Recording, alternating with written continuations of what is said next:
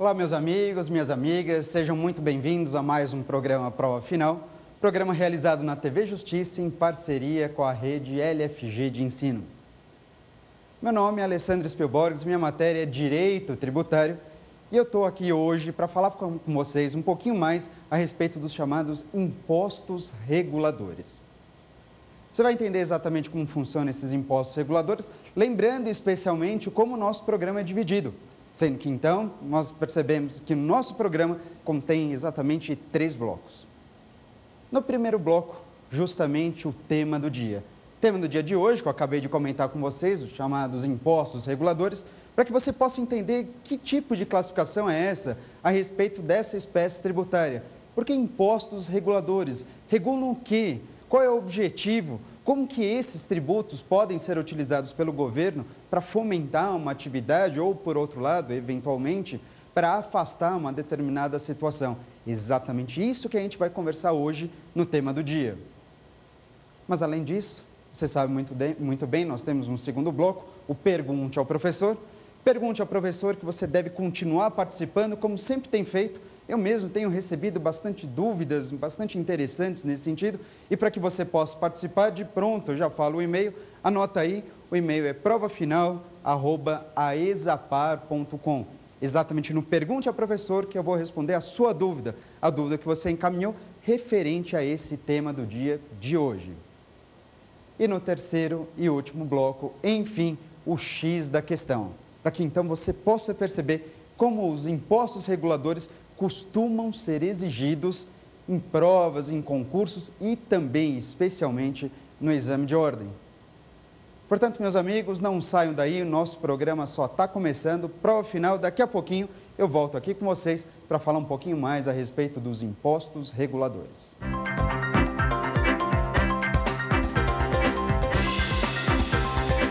Voltamos então para o nosso primeiro bloco, justamente o tema do dia. E você sabe muito bem, nosso tema do dia de hoje são os impostos reguladores. Tema, então, bastante interessante para você verificar como os tributos costumam ser utilizados pelo governo, porque você pode estar pensando aqui num primeiro momento que imposto serve simplesmente para abastecer os cofres públicos.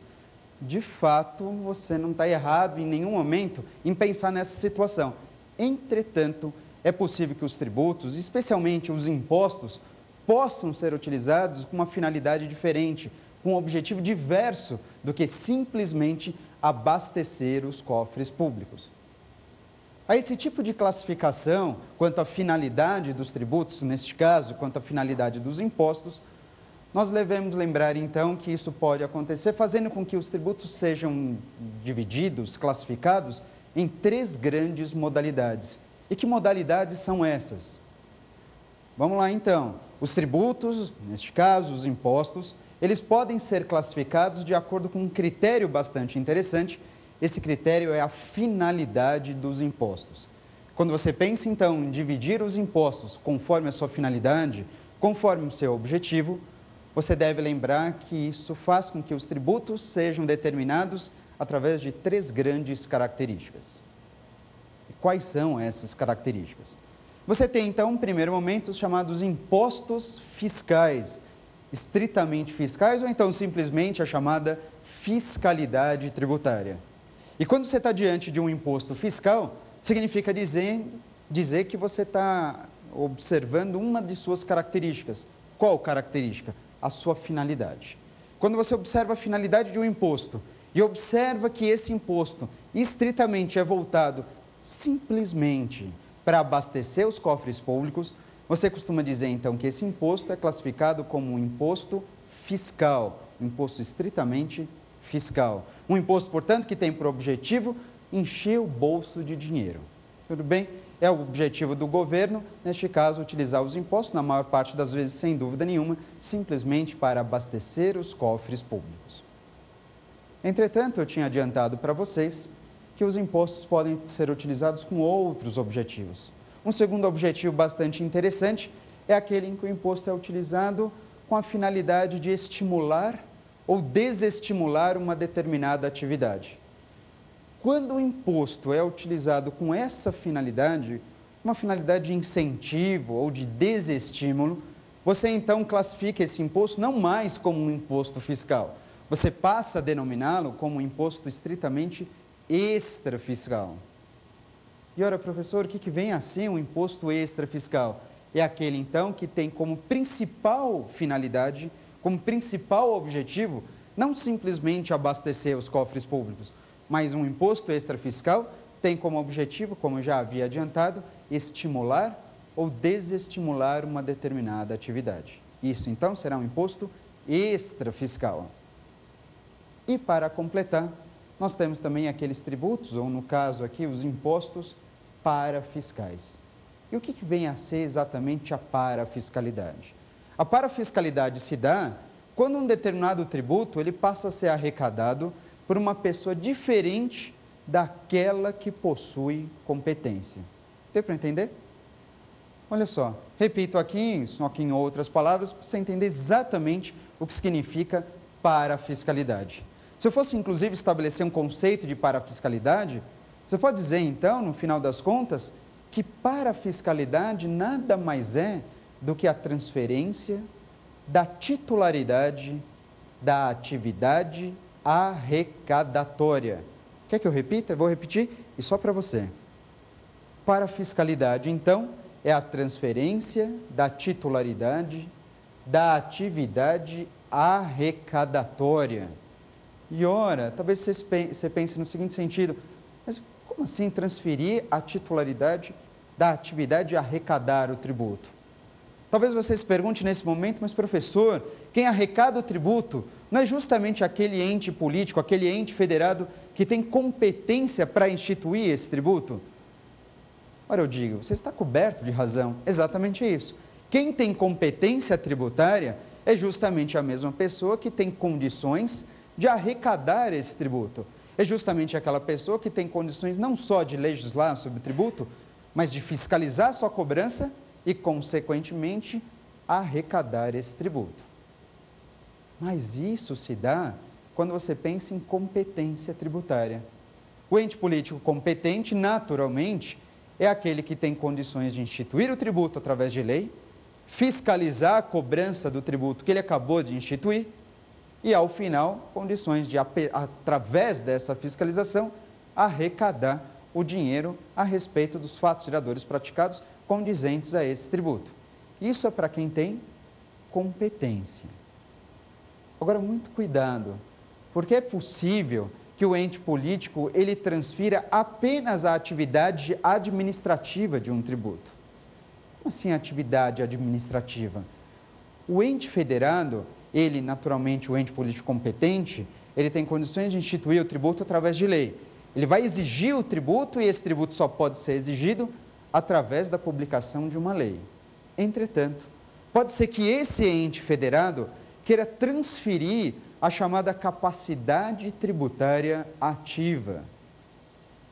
Pode ser que esse ente federado queira transferir apenas a atividade administrativa desse tributo, apenas a capacidade de gerir esse tributo, de gestão desse tributo. Quando se transfere apenas essa atividade administrativa, costumamos, então, neste caso, afirmar que está se transferindo não a competência tributária, não mesmo, mas transferindo a chamada capacidade tributária ativa. E para deixar bem claro aqui, fechar essa primeira parte, pelo menos essas palavras preliminares aqui, eu digo que toda vez que um tributo tem a sua capacidade tributária transferida para uma outra pessoa, diversa daquela que possui competência, disse então que esse tributo passa a ser denominado ou caracterizado como um tributo parafiscal. E claro que neste caso, um exemplo fica muito mais fácil de a gente gravar essa situação. É o caso, propriamente, das chamadas contribuições corporativas. Aquelas contribuições que a própria Constituição também denomina como contribuições profissionais ou econômicas. Que contribuições são essas? São contribuições federais, portanto, de competência da União, conforme prevê o artigo 149 da Constituição. Entretanto, são contribuições que são arrecadadas por outras pessoas que não a União. Mas, professor, que pessoas são essas? Quem que arrecada, então, essas chamadas contribuições corporativas ou contribuições profissionais e econômicas? São pessoas que a gente invariavelmente reconhece como os conselhos profissionais de fiscalização. Você sabe muito bem que esses conselhos profissionais de fiscalização são verdadeiras autarquias. E essas autarquias podem ser representadas pelos conselhos de fiscalização profissional, como Conselho de Medicina, Conselho de Engenharia e Arquitetura, o Conselho de Corretores de Imóveis, Conselho de Odontologia, entre tantos outros institutos, outras organizações responsáveis, cada uma pela atividade profissional correspondente. Você sabe que essas pessoas são autarquias federais e são responsáveis por verificar, orientar, fiscalizar a sua atividade profissional correspondente. Isso, naturalmente, gera um gasto muito grande.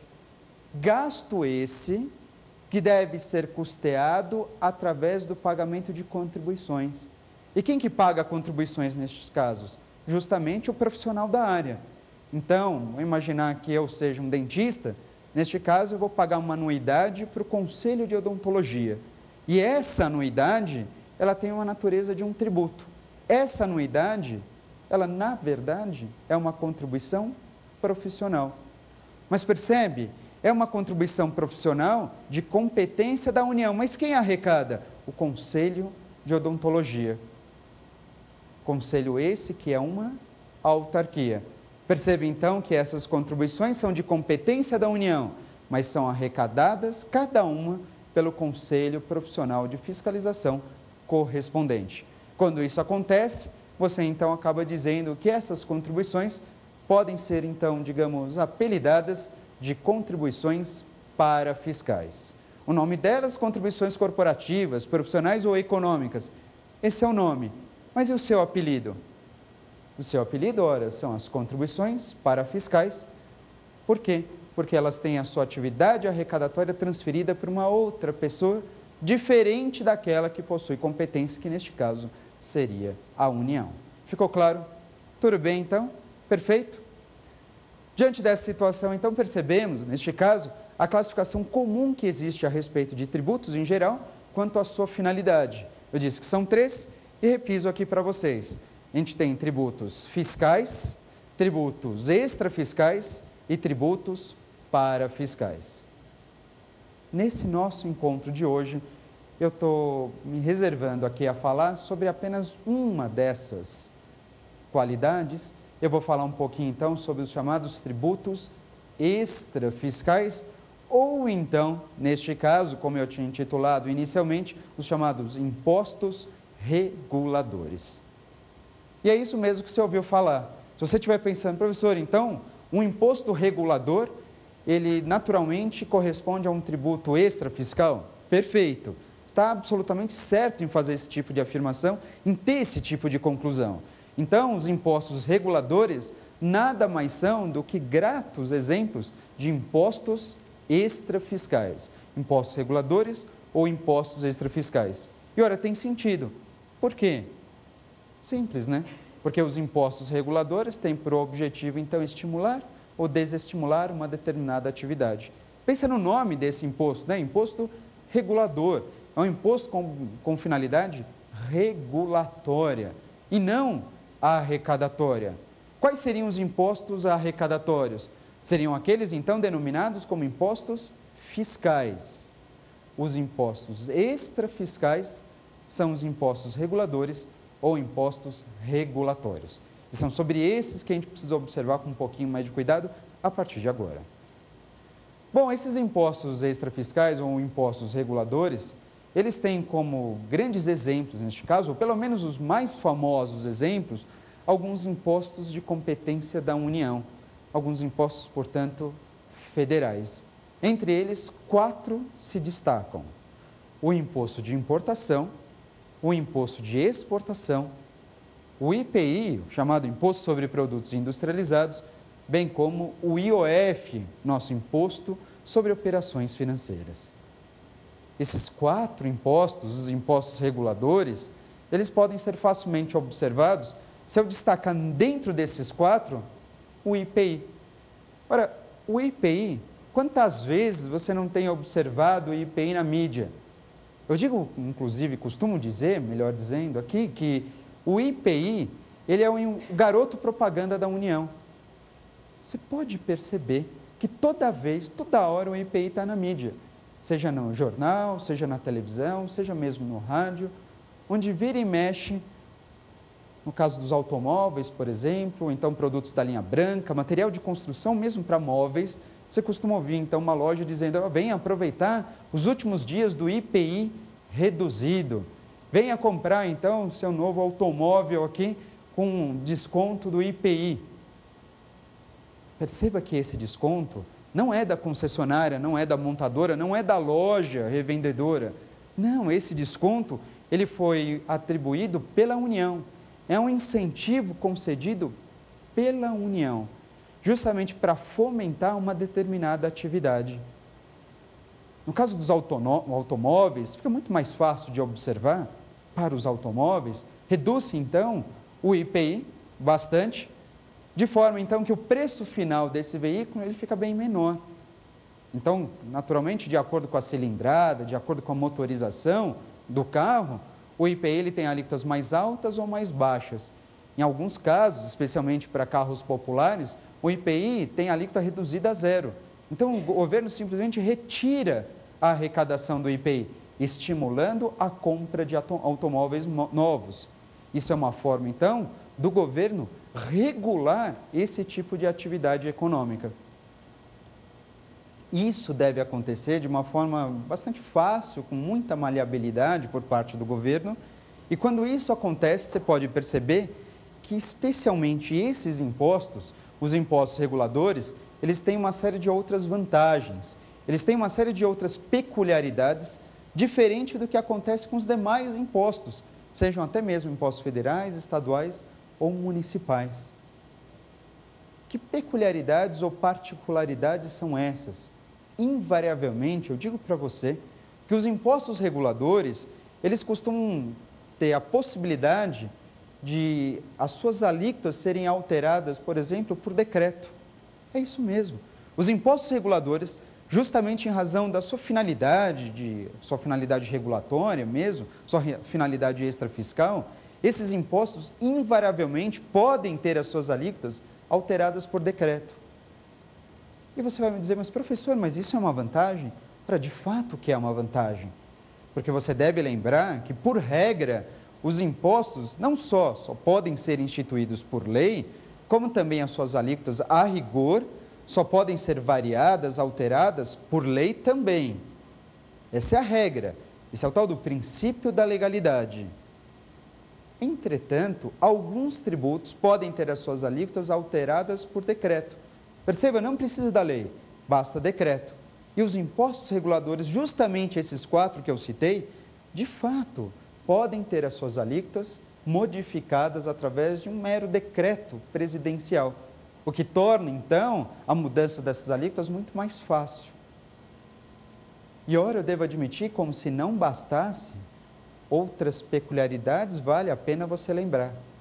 Invariavelmente, eu digo por regra, nem sempre é assim, mas por regra, os impostos reguladores também se mostram de uma forma excepcional a um outro princípio, um princípio muito famoso e extremamente exigido em provas, em concursos em geral, que é o princípio da anterioridade. Ora, professor, como assim? O princípio da anterioridade é um princípio que protege o contribuinte toda vez que um tributo tem a sua carga majorada. O princípio da anterioridade, ele não evita o aumento da carga tributária, mas o princípio da anterioridade, ele assegura ao contribuinte um prazo mínimo, para que o contribuinte, para que eu, para que você tenha condições, então, de se preparar para pagar um tributo mais alto. O princípio da anterioridade, então, a rigor, ele impede que um tributo, ao ser majorado, seja exigido imediatamente. Isso a rigor. Bem, ele fala, evita. Fala, olha, o tributo vai ser majorado? Vai. Ah, mas esse tributo, uma vez majorado, só vai poder ser cobrado daqui a 90 dias, ou eventualmente só no exercício financeiro seguinte. Por isso, então, dizer que existem 2 anterioridades, a anterioridade nonagesimal, que é essa espera de 90 dias, e a anterioridade anual, que é o fato de o governo ter a necessidade de aguardar o exercício financeiro seguinte. O que eu quero dizer para você é que os impostos reguladores, em boa parte, eles não se submetem a essas restrições constitucionais. Os impostos reguladores, eles não precisam ficar preocupados com o princípio da anterioridade. E muitas vezes eles não se preocupam nem com a anterioridade anual, nem mesmo com a anterioridade nonagesimal. No exemplo que eu estava citando, do imposto de importação, do imposto de exportação, do IPI e do IOF, por exemplo, o imposto de importação, o imposto de exportação e o IOF, eles não precisam esperar pelo exercício financeiro seguinte. E digo mais, esses três impostos, importação, exportação e IOF, não se preocupam sequer com um mínimo de 90 dias. E você vai dizer, mas espera aí, professor, neste caso, se esses três impostos, importação, exportação e IOF, não precisam esperar nem o exercício financeiro, nem os 90 dias, isso significa dizer, então, que esses tributos, eles podem ter as suas alíquotas alteradas, seja para baixo, ou seja, para cima, e quando isso acontecer, eles podem ser cobrados imediatamente? É isso mesmo. O imposto de importação, o imposto de exportação e o IOF, quando tiverem as suas alíquotas majoradas, uma vez que isso acontecer, se acontece hoje a majoração das alíquotas, repito, do imposto de importação, do imposto de exportação e do IOF, se aumentar hoje, a partir de amanhã, esse aumento já poderá ser exigido. E por quê? Porque, neste caso, a gente está diante de claros, típicos exemplos de impostos reguladores. E, muito provavelmente, o governo, se ele precisou aumentar de uma hora para outra esses impostos, é porque ele precisa trabalhar, ele precisa intervir sobre uma determinada atividade, de forma, então, que isso tenha um efeito o mais rápido possível. Por isso que os impostos reguladores costumam se mostrar de uma forma excepcional alguns princípios, como o princípio da legalidade ou o princípio mesmo da anterioridade. Só para deixar bastante claro, você percebe que dos 4 impostos reguladores que eu comento aqui, importação, exportação, IPI e IOF, dos 4, apenas 3 podem ser cobrados imediatamente. Importação, exportação e o IOF. Perceba que em nenhum momento eu falei sobre o IPI. E não falei do IPI por quê? Porque o IPI, embora sem dúvida seja um imposto regulador, pelo menos ainda hoje chamado de imposto regulador, embora tenho que admitir que é um dos impostos de maior arrecadação na esfera federal, o IPI ainda é classificado como imposto regulador ou extrafiscal numa boa. Agora o IPI, perceba, o IPI, se ele tiver a sua alíquota majorada, essa nova alíquota pode ser cobrada ainda nesse exercício financeiro, não tem problema nenhum. No mesmo ano que o IPI tiver a sua alíquota majorada, essa nova alíquota poderá ser cobrada. Está tudo bem. Entretanto, o IPI, por outro lado, ele deve observar aquele prazo mínimo de 90 dias. Portanto, meu amigo, minha amiga, perceba, os impostos reguladores, eles costumam funcionar de forma excepcional aos princípios da legalidade e o da anterioridade. Mas você deve ficar muito atento a alguns impostos. Aqui, no caso, eu chamo a atenção para o IPI. Perceba que o IPI é exceção à legalidade? É, perfeito. O IPI é exceção à anterioridade anual, aquela necessidade de aguardar o exercício financeiro seguinte. O IPI tem essa necessidade?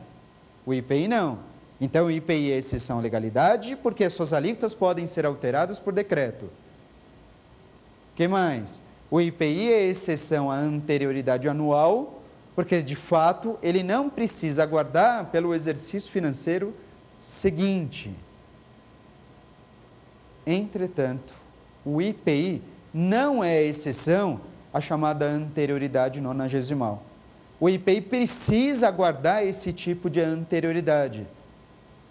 O que significa dizer, portanto, que se por acaso o IPI tiver a sua alíquota restabelecida, a alíquota era de 10, caiu para 5, voltou para 10. Quando volta para 10, quando o governo então estabelece essa nova alíquota para o IPI, quando aumentar essa alíquota do IPI, então retornando para 10, nesse meu exemplo, só dali a 90 dias é que essa nova alíquota poderá ser exigida. De forma, portanto, que os impostos reguladores, eles costumam se comportar de forma excepcional a vários princípios. Eu destaquei 2, legalidade e anterioridade, mas nem sempre é assim. E o principal exemplo, neste caso, é o IPI. Cuidado com esse imposto, pois o IPI, embora seja classificado como imposto federal, extrafiscal, e sendo representante dessa qualidade, por outro lado, ele tem que observar pelo menos uma das regras da anterioridade, neste caso a chamada anterioridade nonagesimal. É algo que acontece também para alguns outros tributos, que conforme a gente for ver as dúvidas encaminhadas aqui justamente ao pergunte ao professor, eu terei a oportunidade de esmiuçar essa matéria e responder sem dúvida nesse novo questionamento. Mas isso é só para o nosso segundo bloco, justamente o pergunte ao professor. Espera mais um pouquinho, daqui a pouco eu estou de volta.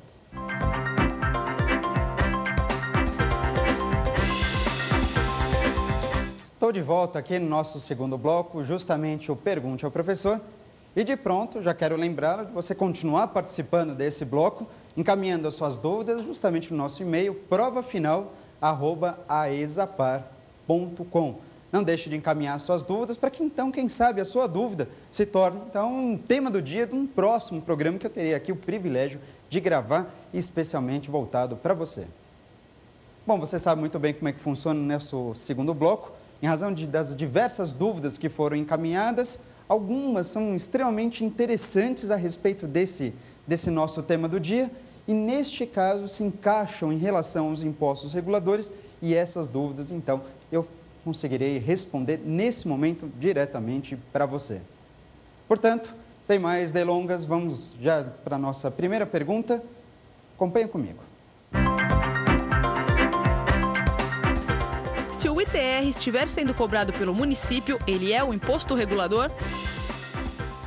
Olha só que pergunta interessante, neste caso, em relação ao ITR, ao Imposto Territorial Rural. Uma pergunta bem mais específica, lembrada aqui, neste caso, em razão de uma autorização que foi concedida pela Constituição Federal após o advento da Emenda Constitucional número 42 do ano de 2003. Vou relembrá-lo a respeito disso. Você sabe que o ITR, ele naturalmente é um imposto de competência da União, mas que existe a possibilidade desse imposto ser arrecadado pelos municípios. E é isso mesmo.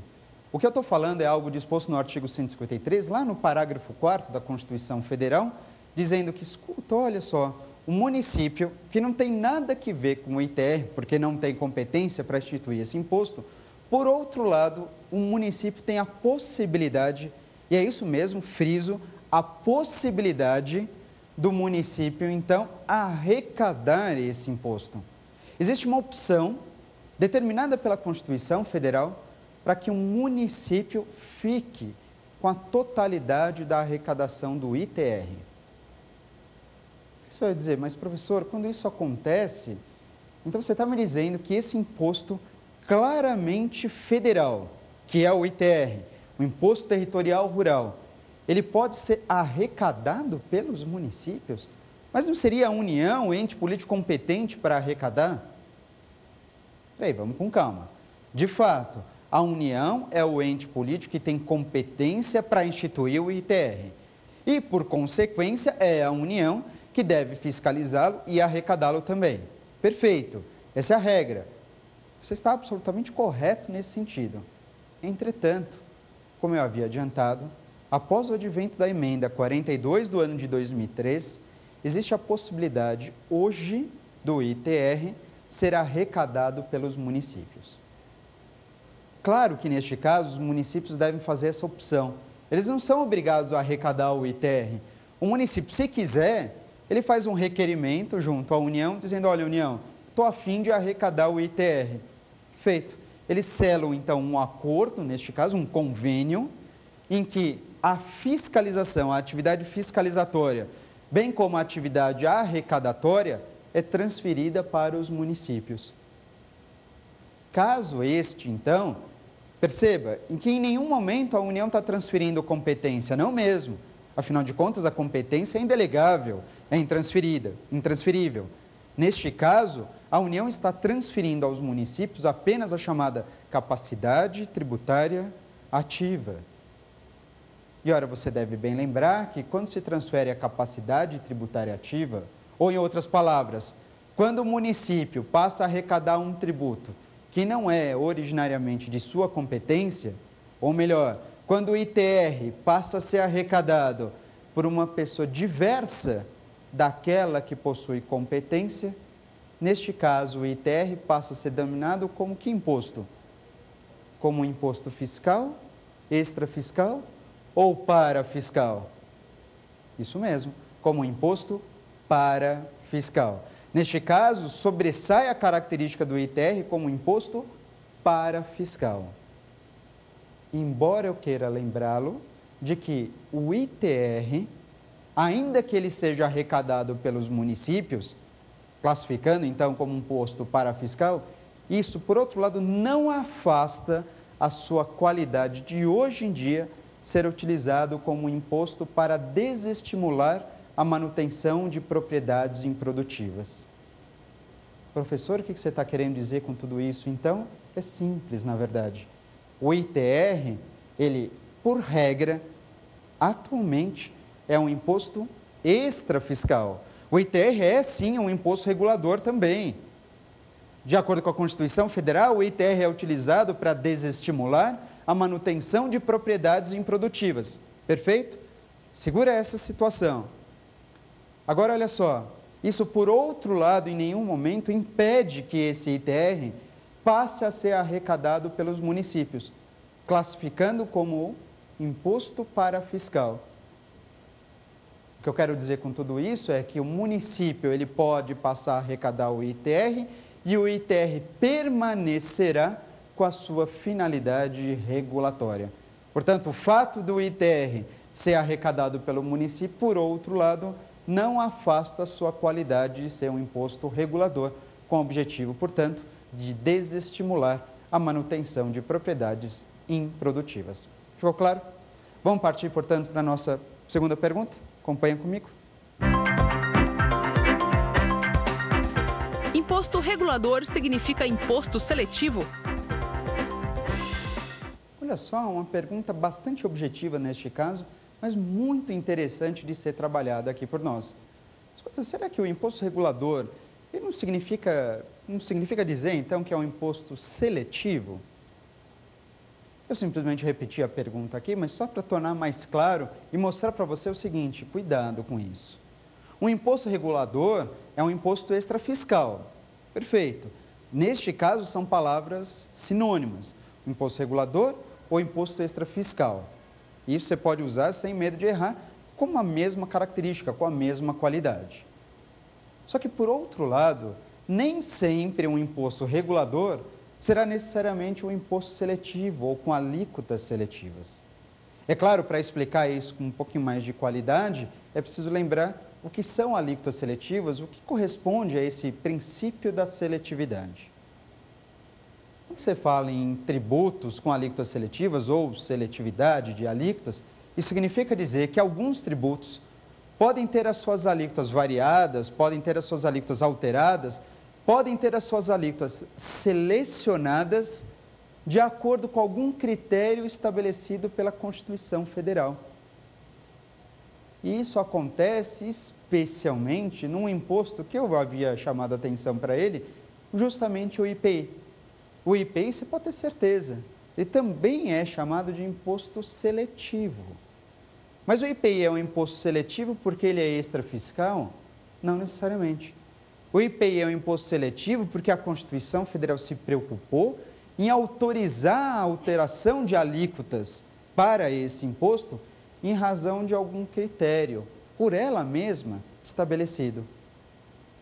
O IPI, você sabe muito bem que ele tem alíquotas seletivas em razão da essencialidade do produto. É isso mesmo.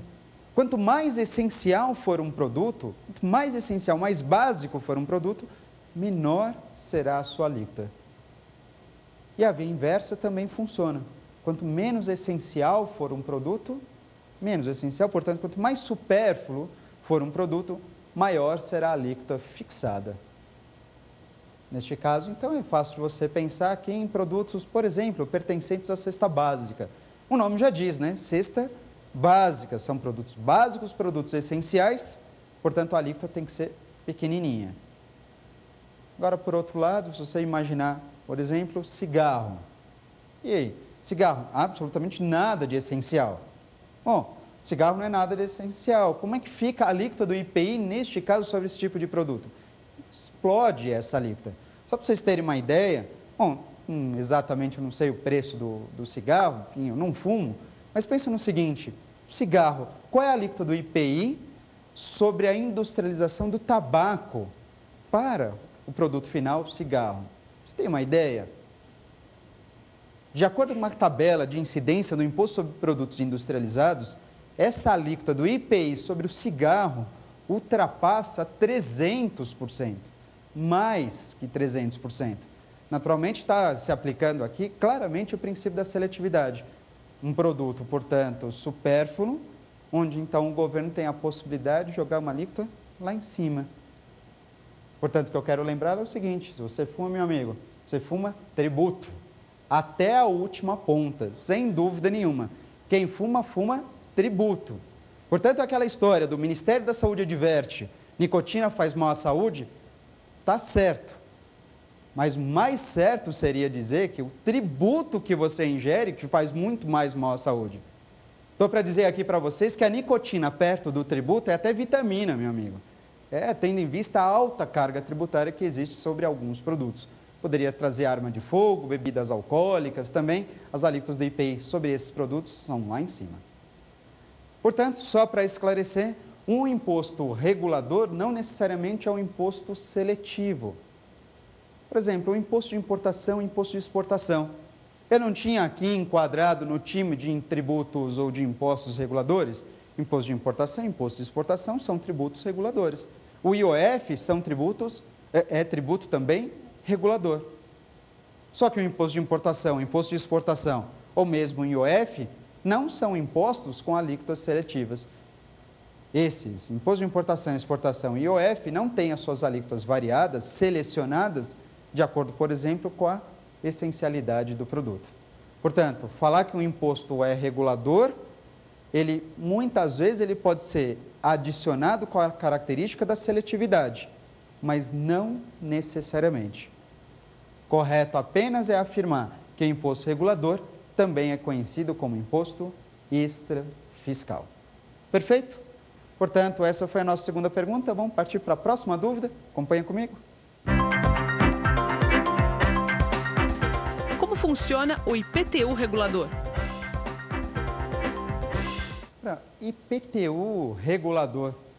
Mais uma pergunta estrita neste caso, uma pergunta bem peculiar a respeito de um dos tributos mais conhecidos que nós temos no país, se não o mais famoso. É curioso perceber, então, que, na verdade, um dos impostos realmente mais famosos no país é justamente o IPTU, embora trate-se aqui de um imposto municipal. Faço apenas essa lembrança porque o IPTU, embora seja realmente o imposto mais famoso que nós temos no país, não é o imposto com maior arrecadação. O imposto de maior arrecadação, sem dúvida nenhuma, é o imposto de renda, que é um imposto federal, um imposto de caráter nacional, deveria ser o mais famoso. Mas, por outro lado, nós temos o IPTU se destacando nesse sentido. E, neste caso, é bom você lembrar que, realmente, o IPTU, ele pode ter essa função regulatória. É isso mesmo, o IPTU, ele pode ser conhecido também como imposto extrafiscal. Talvez você esteja achando um pouco estranha essa afirmação, porque, afinal de contas, a prefeitura não arrecada o IPTU para abastecer os cofres públicos? Eu digo arrecada, sem dúvida nenhuma. Só que o IPTU, hoje, ele pode ser utilizado como um instrumento bastante interessante pela prefeitura da sua cidade para estimular ou desestimular uma determinada atividade. É isso mesmo, o IPTU, ele pode e deve ser utilizado pela sua prefeitura, melhor, pela prefeitura da sua cidade, como uma forma de organizar a cidade, justamente de acordo com as pretensões, do governo municipal. E quando isso acontece, o IPTU ele passa então a se mostrar com a sua face da extrafiscalidade. Eu digo para você um negócio seguinte, que o IPTU é um imposto arrecadatório? É. Ele não deixa de abastecer os cofres públicos, mas a prefeitura pode aproveitar e utilizar o IPTU como essa ferramenta de estímulo e desestímulo. O IPTU, então, ele também pode ser qualificado como um imposto extrafiscal? Pode. E aí eu digo mais e melhor para você. O IPTU não tem uma extrafiscalidade, ele tem duas extrafiscalidades. Professor, mas como assim? Duas extrafiscalidades? Primeiro, o IPTU, se você for bem observar no texto da nossa Constituição, lá no artigo 156, parágrafo 1º, você percebe que o IPTU ele pode ter alíquotas variadas de acordo com o uso ou de acordo com a localização do imóvel. É isso mesmo. Dependendo do bairro onde você mora, dependendo da utilização do imóvel, a finalidade do imóvel, se o imóvel tem fins residenciais ou não residenciais, de acordo então com o uso ou de acordo com a localização do imóvel, o IPTU poderá receber alíquotas diferentes. Isso é determinado pela prefeitura local. A prefeitura, então, ela pode verificar um bairro que ela gostaria que aquele bairro fosse estritamente residencial. Só residência? A prefeitura, então, pode estimular, neste caso, a construção de imóveis apenas residenciais, colocando a alíquota do IPTU mais baixo com essa finalidade. Ou então, por outro lado, a prefeitura pode imaginar numa região um pouquinho mais periférica, ou imaginar a região norte da sua cidade, onde a prefeitura queira estimular a construção, neste caso, de um polo industrial, importante para o crescimento da cidade. A prefeitura quer estimular um polo industrial, mas ela não impede a construção de residências próximas. Neste caso, ela diz o seguinte, fala, bom, eu quero fomentar imóveis com fins industriais. O que ela faz? Ela pode utilizar o IPTU com essa finalidade, de forma então que as alíquotas do IPTU para imóveis industriais serão baixinhas. Já para os imóveis residenciais que lá se instalarem, embora a prefeitura não queira evitar isso, ela pode, por outro lado, desestimular imóveis com essa ocupação. O que ela faria com o IPTU neste caso? Para desestimular, ela coloca a alíquota mais alta. Portanto, é fácil de utilizar o IPTU com uma finalidade extrafiscal. Mas como eu havia comentado com você, isso é só uma das extrafiscalidades do IPTU, existe uma segunda, bastante interessante e a mais antiga. Uma extrafiscalidade que a gente tem, pelo menos, levando em consideração a nossa Constituição de 88, desde o advento dela, desde o dia 5 de outubro de 1988. O IPTU, ele também poderá receber alíquotas progressivas em razão da função social da propriedade. Isso é uma extrafiscalidade. A prefeitura, então, ela faz com que o IPTU ele tenha alíquotas cada vez mais altas. Se você deixar de cumprir, melhor você não. Se o imóvel de sua propriedade deixar de cumprir a função social que ele tem perante a cidade. Ora, se o seu imóvel está direitinho, mantido de forma limpa, adequada, sem problema nenhum, não causando nenhum tipo de transtorno para a cidade, a alíquota do IPTU vai ser uma alíquota padrão. Só que, por outro lado, se esse imóvel, ele é um imóvel, imagina um terreno, todo sujo, mato crescendo, numa região nobre da cidade. Por que manter um imóvel nessas condições numa região nobre? Isso naturalmente não favorece o crescimento da cidade, muito pelo contrário, isso cheira a chamada especulação imobiliária. E claro, a especulação imobiliária não é bom para a sua cidade, para a minha cidade, para nenhuma cidade no país. O que a prefeitura pode fazer? Neste caso, ela pode passar a aplicar o IPTU com alíquotas cada vez mais altas sobre esse imóvel, justamente com o objetivo de desestimular essa atividade especulativa. E dessa forma, então, o IPTU será caracterizado como imposto extrafiscal. É fácil de perceber essas duas extrafiscalidades, quando então o IPTU terá alíquotas variadas de acordo com o uso ou de acordo com a localização, ou ainda o IPTU poderá e terá alíquotas progressivas conforme a função social da propriedade. Ficou claro mesmo? Vamos partir para mais uma pergunta? Todos os impostos reguladores representam exceções a princípios constitucionais tributários? Olha só essa pergunta que faz referência a algo que eu já tinha comentado no tema do dia e que é de suma importância aqui para a gente. Pode-se afirmar que os impostos reguladores, eles são sempre exceções a grandes princípios constitucionais tributários? Qual é a resposta? Não. Na verdade, a melhor resposta é nem sempre. Os impostos reguladores costumam se comportar de forma excepcional a alguns princípios, como o da legalidade, bem como o princípio da anterioridade, e por que não dizer até em relação ao princípio da vedação ao confisco. Entretanto, meu amigo, minha amiga, você que me ouve exatamente nesse momento, cuidado.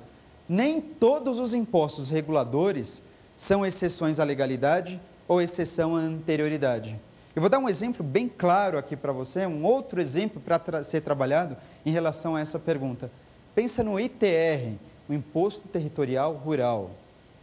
O ITR, o Imposto de Competência da União, é sim classificado como um imposto extrafiscal, portanto é um imposto regulador, ou seja, o seu objetivo é justamente, neste caso, desestimular a manutenção de propriedades improdutivas e apesar de ser um imposto extrafiscal, o ITR não é exceção à legalidade, nem é exceção a nenhuma das regras da anterioridade.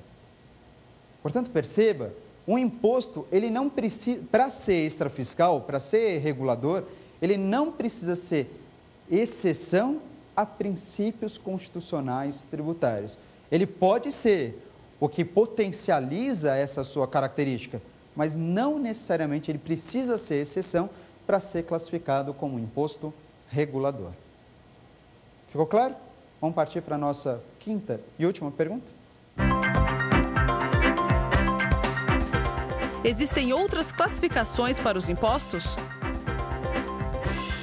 Ora, sem dúvida nenhuma, nós temos várias classificações que podem ser utilizadas para os impostos. Eu utilizei uma, de acordo com um critério, o critério da finalidade dos impostos.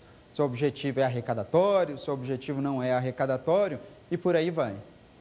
Mas é possível também classificar, por exemplo, os impostos segundo a sua competência. Ora, afinal de contas, você tem impostos federais, impostos estaduais e impostos municipais.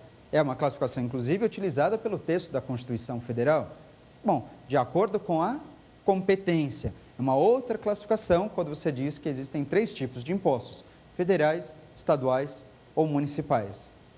Dá para ir além disso? É possível falar também que existem impostos divididos de acordo com a sua repercussão econômica. Como assim, de acordo com a repercussão econômica? Quando você observa, então, que um imposto pode ser arcado pela própria pessoa que pratica o seu faturador, ou então quando o imposto é arcado, o seu custo é arcado por uma outra pessoa que não praticou o faturador. Nós temos tributos e impostos diretos ou impostos indiretos. Os impostos diretos são aqueles impostos cujo custo, cujo ônus tributário fica com a mesma pessoa que praticou o faturador. Um imposto direto. Agora, um imposto indireto é aquele que, embora eu não tenha praticado o faturador, sou eu que arco com o custo, com o ônus desse imposto. Como é o caso do que acontece com o ICMS e o IPI. Eu não sou comerciante, eu não tenho que pagar o ICMS, eu não sou industrial, eu não pago o IPI, mas quando eu compro um produto na loja, no supermercado, sou eu que, no final das contas, ao adquirir esse produto, acabo arcando com o custo do ICMS e do IPI, que é transferido, que é repassado pelo comerciante ou pelo industrial. Portanto, meus amigos, essas foram algumas perguntas bastante interessantes a respeito do nosso tema do dia de hoje, os impostos reguladores. Nós temos mais um bloco pela frente, não saia daí para que você possa perceber, então, verificar como esse tema costuma ser exigido em provas, em concursos, em testes, que eu vou resolver com você. E daqui a pouquinho eu estou de volta.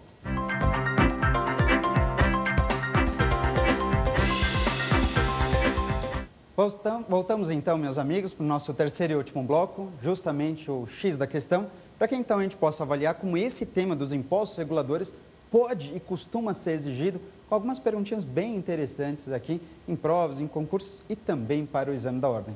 Vamos acompanhar essa primeira questão? Vem comigo.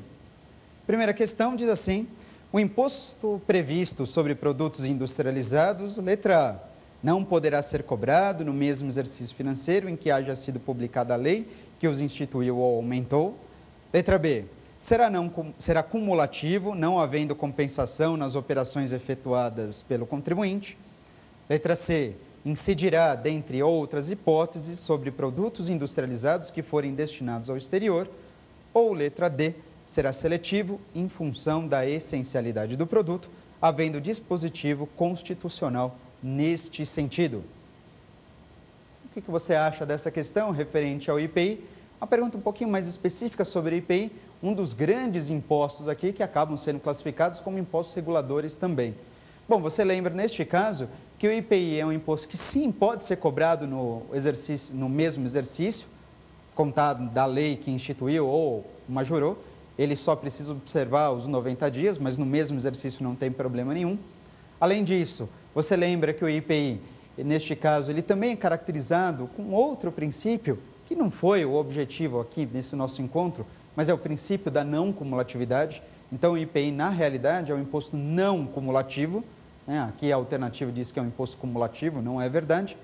Mas a alternativa correta nesse sentido, sem dúvida nenhuma, é aquela que fala sobre uma característica essencial do IPI, que é a seletividade de alíquotas. Lembra que eu comentei com vocês? O IPI é um imposto com alíquotas seletivas. É um imposto que necessariamente terá alíquotas seletivas em razão da essencialidade do produto. Portanto, meu amigo, minha amiga, neste caso, nesse primeiro teste aqui, a alternativa correta é D de dado, aquela que fala sobre a seletividade de alíquotas do IPI. O IPI é um imposto com alíquotas seletivas, portanto.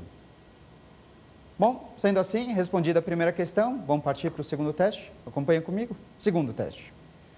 O segundo teste pede para você assinalar a opção incorreta, portanto, cuidado, considerando a função dos impostos, exatamente o objetivo do nosso encontro. Função incorreta, opção incorreta. Letra A. O Imposto sobre Produtos Industrializados, o IPI, tem a um só tempo as funções fiscal e extrafiscal. Letra B. O ICMS tem ao mesmo tempo função fiscal e extrafiscal. Letra C. A principal função do Imposto sobre Exportação é extrafiscal. E letra D. O Imposto sobre a Propriedade Territorial Rural, ITR, tem função fiscal e parafiscal. E aí? O que você acha, então, desse nosso segundo teste aqui, em razão dessas alternativas? Bom, você deve lembrar que não é porque o imposto é extrafiscal que ele deixa de ter também objetivo arrecadatório. Não. Os tributos extrafiscais são regulatórios? São. Mas eles continuam abastecendo e muito bem os cofres públicos.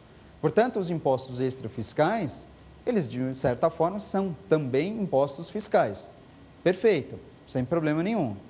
Agora, cuidado em relação ao ITR.